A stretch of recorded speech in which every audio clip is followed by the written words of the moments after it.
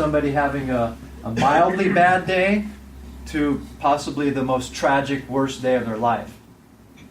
And so in the events from a building on fire, all the different types of buildings in the area, to a heart attack, stroke, or car wreck, you see the sooner that we can arrive and reverse the processes and what's going on, intervene, and the higher likelihood of a favorable outcome. So it's very time sensitive. And I'll describe how we're currently situated, how we're declining that ability to deploy and arrive at an address. And I'm deeply concerned about it. Highly technical. The work that we do is highly technical, from buildings that are on fire to heart attacks, strokes, car wrecks, medical intervention. So highly technical to me means that we invest in training. Continuous, ongoing, rigorous, realistic training. I believe in that. And that's necessary so that we're effective and efficient and can reverse negative processes when we arrive. Highly technical. It's also staffing intensive. I believe, in my 35 years experience, I believe that our work is the most physically demanding blue-collar job in the nation, at least for short periods of time. Now, Captain Woody, he wasn't prepared for this, but will you do me a favor? Bring the gear that we wear. You see this gear? I brought the real gear that we wear.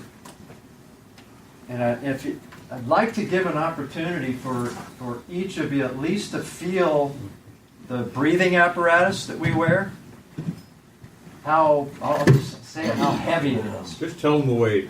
Just tell them the weight. I think it's Probably. 65 or 70 pounds. Yeah, it's pretty heavy. Just that alone. Now the rest of the gear that's pictured there is also back here, Captain Woody's gear. Would you like to feel how heavy it is? We know. Okay. We know. It's just a fact.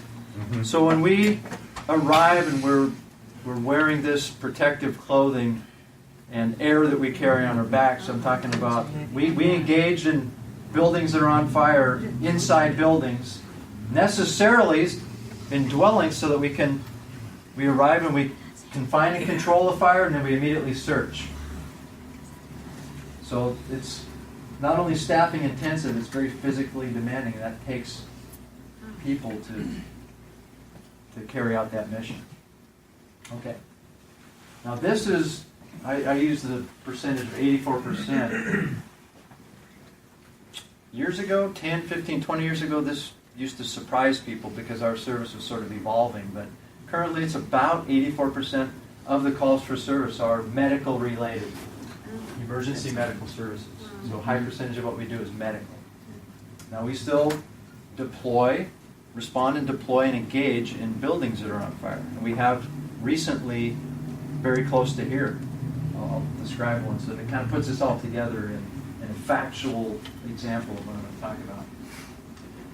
So sometimes I get asked, why do we use what I call a BRT, a big red truck, for a medical call? That doesn't look like it. It looks like it should be the lower vehicle. Well, what we do is as we've evolved into the medical response, sort of at the beginning of my career, we have a dual trained workforce. They're trained to engage in fires, highly technical, high risk, low frequency, but we also, everybody's trained so that we respond to medical emergencies. So we have that ability in a dual train, and we deploy in the vehicle that can engage in fire control, but also can deliver medical service.